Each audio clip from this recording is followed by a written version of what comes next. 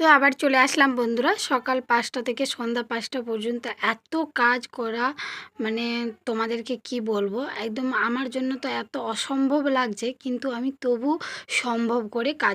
আজকে বৃহস্পতিবার বন্ধুরা, তাই একটু শাড়িটা পরলাম, আর খুব ইচ্ছা যে আজকে শাড়ি পরে পুজো দিই। তো আর পায়ে আলতা লাগালাম, তো তাই একটু তোমাদেরকে স্টাইলটা মেরে দেখালাম। তো কেমন লাগছে একটু কমেন্টে বলবে। তো যাই হোক, ঠাকুরঘরে চলে আসলাম। ঠাকুরঘরে এখন এসে আর ওই যে আগুনটা এগুনের মধ্যে ধরতে দিয়েছি, যেহেতু এখানে এই যে গাছগুলো দিয়েছি ঠাকুরের ঘরের আগে দিকে গাছগুলো লাগিয়েছি কি না, হ্যাঁ, প্রতিদিন ধোঁয়াগুলো লেগে লেগে গাছগুলো হয়তো আমার ক্ষতি হতে পারে। দেখো, বাড়ির বউদের প্রতিদিন প্রতিটা জিনিস অনেকটা লক্ষ্য করে, অনেকটা ধ্যান খেয়াল করে বাড়ির কাজ করতে হয়।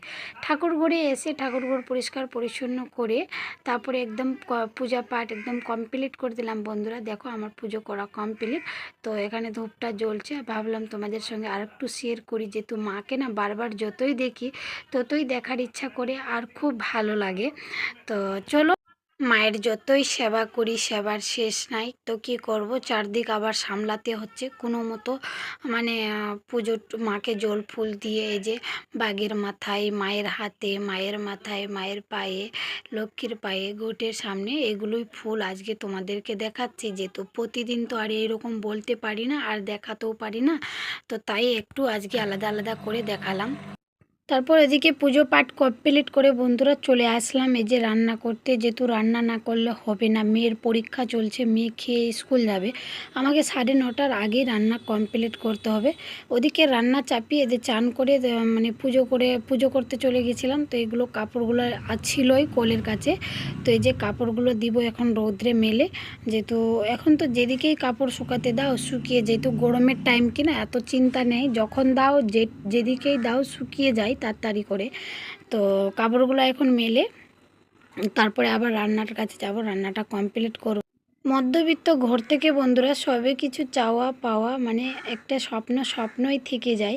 আমি অনেক দিন থেকেই ভাবছি একটা বৃহস্পতিবার করে পরার জন্য একটা লাল টকটকে শাড়ি নিব, কিন্তু সবে কিছু তো নেই, কিন্তু এটা হয়তো নিয়ে উঠতে পারছি না, এরকম মানে কি বলবো, একটু তোমাদের সঙ্গে এটাই বললাম যে আমি খুব ইচ্ছে যে একটা বৃহস্পতিবার করে পরার জন্য একটা লাল টকটকে শাড়ি নিব, কিন্তু পারছি না বন্ধুরা, কি করব।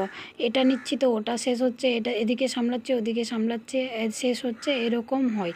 তো তোমাদের দাদাভাই তো নাই, তো প্রতিদিন রান্না করতে গেলে আমাকেই বাজার করতে হয়। তো আজকে বাজার করে নিয়ে আসলাম বেগুন, তোমাদেরকে দেখালাম, আর জলটা চাপিয়ে দিলাম, কাপড়গুলো মেললাম, আর তারপরে বাজারে গেছিলাম, যেহেতু আমাদের বাজার মার্কেট এখানে পাশেই লাগে, মার্কেট করে আসলাম।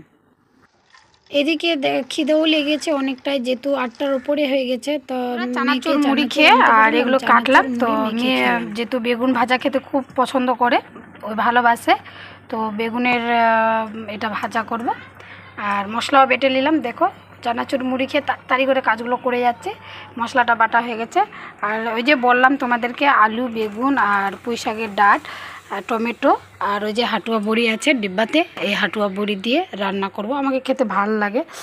আর ভাতও হয়ে আসলো, দেখো ভাতটা একটু দেরি আছে। তো আজকে খাটটা খুলবো, খাটের মধ্যে যত ইত্যাদি ইত্যাদি আছে সব কিছু বাইর করে, আজকে যেহেতু এখন ভাদ্র মাস চলছে, তো আজকে সব কিছু বাইরে রোদ্রের মধ্যে দিব।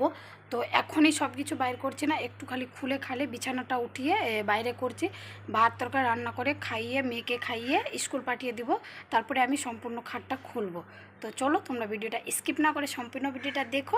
ভিডিওটা ভালো লাগলে লাইক করবে, কমেন্ট করবে, আর সাবস্ক্রাইব করে আমার পাশে থাকবে, আর ভিডিওটা বেশি বেশি করে শেয়ার করে দিবে। তারপর বন্ধুরা রান্না বান্না কমপ্লিট করে মেয়েকে খাইয়ে স্কুল পাঠালাম, মেয়ে স্কুল চলে গেছে। তারপরে চলে আসলাম আমার ছেলের স্কুলে ডিম খিচুড়ি নিতে।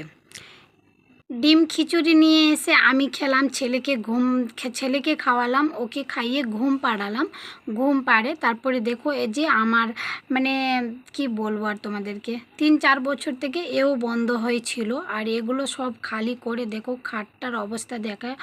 আর কাপড়গুলোও কেটে দিয়েছে, টিকিনগুলা মানে আরশোলাগুলো এত কেটে মানে টুকরো টুকরো করে দিয়েছে, এত সুন্দর সুন্দর আমার ক্যাথাগুলো সেলাই করে কত কষ্ট করে আমার খরচির টাকা থেকে আমি সুই সুতা মানে উলের টাকাগুলা নিয়ে হাই রে ভগবান, এটাও কথা তোমাদেরকে বলছি। তো যাই হোক, বলবো না বন্ধুরা, দুঃখ সুখের এটাই তো পরিবার।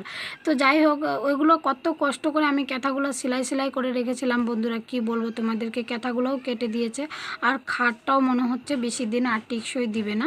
সব কিছু বাইর করে, যেটা আমার মা কাকিরা বলতো, আদিম যুগের একটা নিয়ম ছিল, ভাদ্র মাসে একটু হালকা কিছু মানে কাপড় চোপড় থাকলে রোদ খাওয়াতে হয়। তো যাই হোক, অত নিয়ম তো মানি না, কিন্তু না মানলেও ফের হয় না। যতই নিয়ম বলে যতই নিয়ম আছে পৃথিবীতে, তো নিয়ম মানতে মানতে তো বুড়ি হয়ে যাবো। তো যাই হোক, আমি খাটটা খুললাম এই কারণে, যেহেতু আমার 4 বছর থেকে খাটটা অত মানে সব মানে যেটা জিনিস যে যখন দরকার লাগতো তো আমি তো বাইর করতাম বা আবার রেখে দিতাম ঢুকিয়ে, কিন্তু এরকম খুলে ঝাড়ে ঝুড়ে মানে কি বলে করা যেত না, বাইর করা যেত না। আর অনেক দিন পর বন্ধ হয়েছিল বলে দেখো খাটটার অবস্থা খারাপ হয়ে গেছে, আর জিনিসপত্রগুলো এলোমেলো হয়ে গেছে।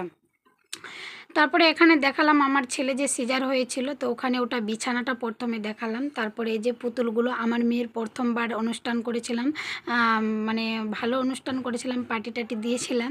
তো এইগুলো পুতুল গিফট পড়েছিল। তো সব কিছু তো গয়নাকাটি আছেই, কিন্তু ওই পুতুলগুলো আমি সামটে রেখেছি, তো সামটাই আছে।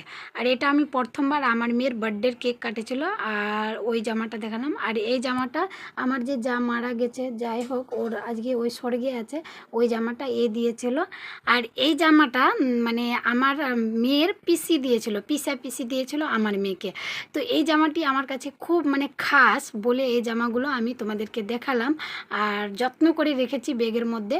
তারপরে সব কাজ কমপ্লিট করে বন্ধুরা, ওগুলো মানে সব কিছু ঝাড়ে ঝুড়ে পাক করে ঘরের মধ্যে মানে খাটের মধ্যে ভরে বিছানাপত্র পেতে আবার চান করলাম। আমি চান করে একটু রেস্ট নিয়ে জল টল খেয়ে তারপরে এই যে বিছানাগুলো করেছি। তার জন্য তোমাদেরকে এই কথাটাই বলছি যে আমার সব কাজ কমপ্লিট।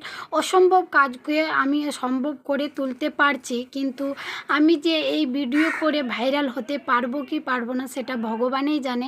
আমার খুব ইচ্ছে সোশ্যাল মিডিয়াতে ভাইরাল হবার। তারপরে সন্ধ্যাবেলা ছেলে মেয়েকে রেডি করে ওদেরকে টাকা দিলাম বিস্কিট খাওয়ার জন্য।